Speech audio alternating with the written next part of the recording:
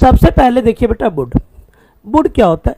Polite request, ये तो मैं कल भी बताया था कि पोलाइट रिक्वेस्ट करते हैं। इससे हम लोग पास्ट हैबिट को भी बताते हैं अगर पास्ट, और इससे हम लोग पास्ट बिल, यहाँ पे बिल का मतलब इच्छा होता है बेटा, ध्यान देंगे, यहाँ पे बिल का मतलब इच्छा होता है। आपकी अगर पास्ट की कोई इच्छा है तो उसे दर्शाने के लिए आप वुड का प्रयोग करेंगे, ठीक है।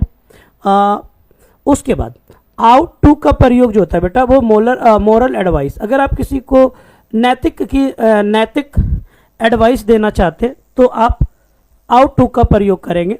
और शुड का प्रयोग होता है बेटा वो जनरल एडवाइस के लिए होता है। देखिए आप बच्चों के मन में एक कन्फ्यूज़न जरूर रहती है कि सर जहाँ पे हम लोग शुड देखे हैं वहीं पे हम लोग आउट टू देखते हैं, क्योंकि शुड का भी मतलब एडवाइस देने के रूप में यूज करते हैं और आउट टू का भी यूज करते हैं, लेकिन थोड़ा सा फर्क है।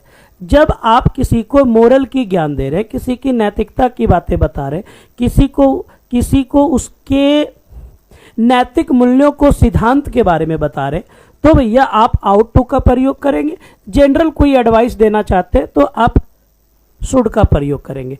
इससे एक बात निकल करके आई कि शुड का प्रयोग जो होता है ना बेटा, शुड का जो प्रयोग होता है ना, आप आंख मुन करके सभी जगह कर सकते हैं, ऑल में कर सकते हैं, क्योंकि जब बात जनरल की आती है तो उसमें मोरल वैल्यू भी आ गई और न जो मॉरल नहीं है वो भी आ गई, ठीक है, समझ रहे, मॉरल भी आ गई और इसमें मॉरल नहीं वो भी आ गई।